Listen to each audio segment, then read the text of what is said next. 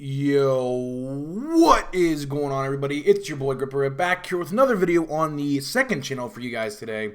And in this video, I want to highlight what exactly happened to the St. Louis Cardinals. Of course, you guys know they're not doing too well right now. And this is probably, honestly, aside from Oakland leaving Oakland and the White Sox being the White Sox and losing 11 straight, this is probably one of the top 3 stories of the year so far, because the St. Louis Cardinals, by all means, are not performing to where they actually are supposed to be. So I'm going to try my best and unbiased opinion. Of course, you guys can tell I'm a Pirates fan. You can tell by the Jolly Roger in the background here.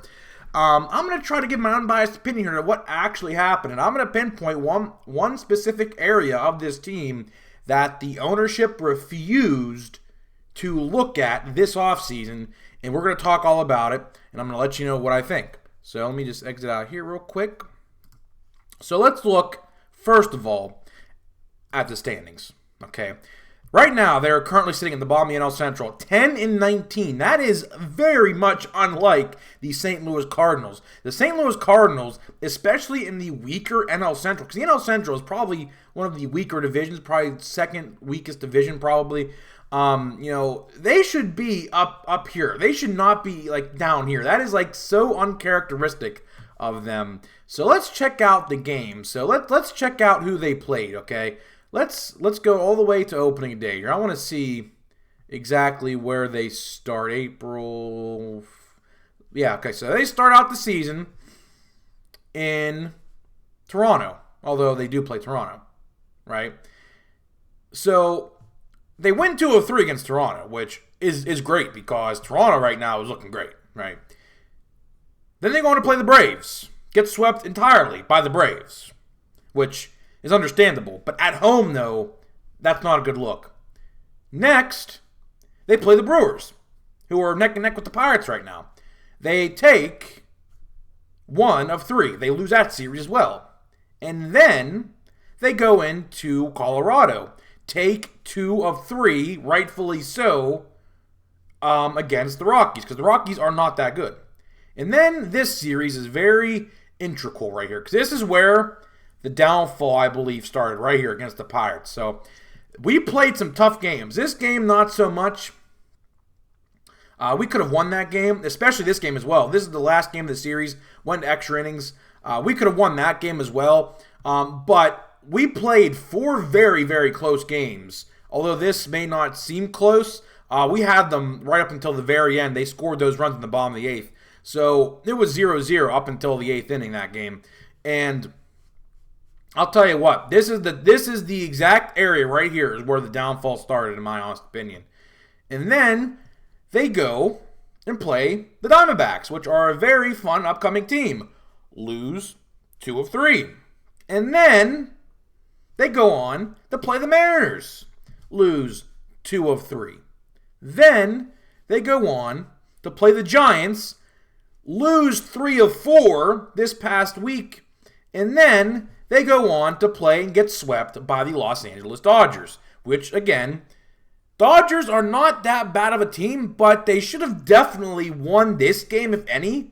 This game was the most winnable, but Kershaw pitched an absolute gem in this game, so I can understand why. Now let's go and look at the schedule upcoming for the Cardinals, as I do want to highlight what could potentially be trouble for them. So they play the Angels. They should be able to easily take 2 of 3 against them. The Tigers, those should be definitely at least 2 of 3, if not a sweep. Cubs, first time them playing the Cubs this year, that could definitely be trouble in Chicago. Red Sox at Fenway, I could definitely see them struggling there. And the Brewers, and then the Dodgers again for 4. Red should be easier. Guardians, Royals, and the Pirates again in Pittsburgh. So the schedule in the next about 2 months, the Mets, fairly easy for the Cardinals. But I want to highlight something that they neglected to even look at in the offseason. What am I going to talk about? Starting pitching. I'll tell you what, man. Aside from Jordan Montgomery here, who's had 6, or where's the quality starts? It said quality starts here somewhere. I don't know where it said, but I'll tell you what. Jordan Montgomery, along with potentially Jack Flaherty.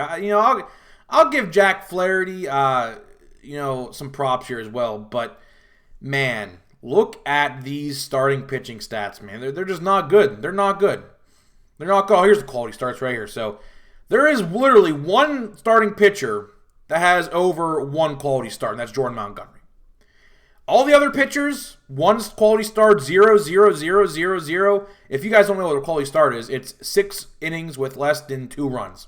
Or, it can't go over 2 runs, I should say, is a quality start. So, you see here, they are not having good pitching. And this is something, look at Miles Mikolas, man. He was great last year. Look what happened to him. He's 6 ERA almost. Look at this.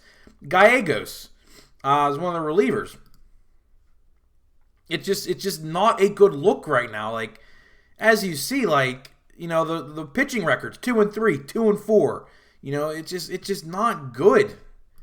I cannot believe the Cardinals, after losing Molina and Pujols, and next year Wainwright. This is Wainwright's last year, by the way. He hasn't even started this year. He's on the injured list right now. Look at these stats. They're just not good. They're just not good. You cannot have a good team with these ERAs, and there's no quality starts. Bullpen, this is the bullpen down here. Look at this. Look at all these earned run averages with the bullpen. This is look, 5 ERA almost, 6 ERA, 6 ERA. He's a starting pitcher though. Unacceptable. And then the last thing I want to highlight in this is the hitting staff itself, the starting lineup. I'll tell you what. There are not too many good hitters on this team right now. There's not. Nothing's clicking for them. You have Nolan Gorman, who's probably the best right now. Nolan Gorman's probably the best right now. Although his average is a little lower than Goldschmidt's. But I do think Gorman overall is the best. He has shown the most consistency, to be honest with you. I've watched a fair share of Cardinals games. Most RBIs, second to most walks. Strikeouts a little high, though. OPS is great. Goldschmidt's OPS is great. These 4 guys right here, I say, are doing well right now. But Nolan Arenado, that he is struggling to say the least. 239 average, a 600 OPS. That is not good. 26 strikeouts, the second most on the team. Actually third most, next to Tyler O'Neill. Oh man, I didn't even see this. Tyler O'Neill, one of those people, man, you expect him to do well. Wilson Contreras, surprisingly, is doing well. I can't even believe I'm saying that, because he is not an offensive guy, to say the least. He's not going to put up these type of numbers for the whole season. That's just doing well right now. But, look at this. So, honestly, nothing right now is honestly clicking. And I blame the pitching staff. I blame the bullpen. They're not keeping them in games. They're not. As you see here, let's go back to the scores here. 10-9,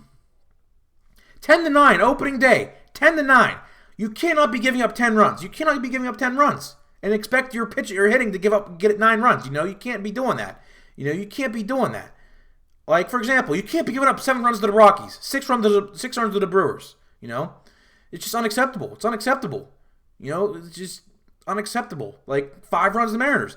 These are all high-scoring games. These are all, high-scoring games. 7 runs to the Dodgers. You can't be doing that. Your pitching staff, and that's why the Pirates are so good right now, is because their pitching staff is giving quality starts. Quality starts. Bullpen's great. Hitting's great. Everything's clicking at once. The Cardinals are not clicking at all. They're not. They're just not.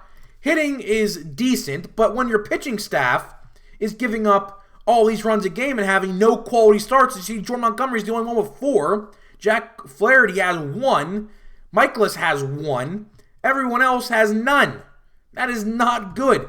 And I blame the front office. I blame the front office. If you're a Cardinals fan, you should be blaming the front office for this. Don't blame Marmol, the manager. He can't do nothing. He was giving no pitching staff. He had literally no help. They signed nobody this offseason. Nobody. Do they add someone at the deadline like a Lucas Giolito if they're in the thick of things? I don't know. all signs point that direction because the White Sox right now, I'm going to make a video about this as well. I was thinking about doing this one first. The White Sox are like not clicking at all. If you thought this was bad, just wait until you see the White Sox and how they're performing. 11-game losing streak. It's ridiculous. Luckily, it ended yesterday, but it's just not a good look. It's not a good look. If I'm Cardinals fans, I'm blaming the front office. And I'm blaming management because they completely forgot to add at all, which they very much should have done this offseason. So, guys, with that being said, let me know what you think about the St. Louis Cardinals. Do you see them coming out of the basement in the NL Central? I mean, as much as I hate to say this, they're probably going to. As long as the Pirates and Brewers keep on doing what they're doing, though, I mean, they're 10 games back already. I mean, that is, I mean, if you want to look at, like, for example, like, there are only two other divisions, the Athletics and Royals, that have a 10-game lead over first place. And that just shows you, like, you know, they're underperforming right now. They should not be 10 games under first place right now in this division. There's no excuse. Now, of course, they've played very few divisional matchups, but the Pirates and Brewers are going to give them hell. I mean, the Pirates already gave them hell in St. Louis. The Brewers, I imagine, will give them hell. The Cubs will probably give them hell as well. So it's going to be a tough year, I think. I mean, they'll probably get out of the basement. They'll probably be somewhere in third, I'd like to maybe assume, or maybe even second. But honestly, as long as the pitching staff continues to be the way they are not going to win too many games. And a lot of Cardinals fans I've talked to about this even agreed. It's a universal opinion. It's not a biased opinion of mine in any way. Everybody agrees, that's a Cardinals fan even, that the pitching staff in the pitching was neglected. It was neglected this offseason. It should have been addressed. You know, you're losing Wainwright next year, so you're going to have to fill in that spot. You know, that's why I said get Giolito, but I think Giolito's a free agent after this year, so they're going to have to re-sign him if they want to go that route. So I'm not entirely sure what they're going to do here. Again, not the best start for the St. Louis Cardinals, and forgot to mention another bad thing, they sent Jordan Walker down to AAA again. So there's another thing I forgot to mention. But guys, let me know what you think, and I'll see you guys in the next video.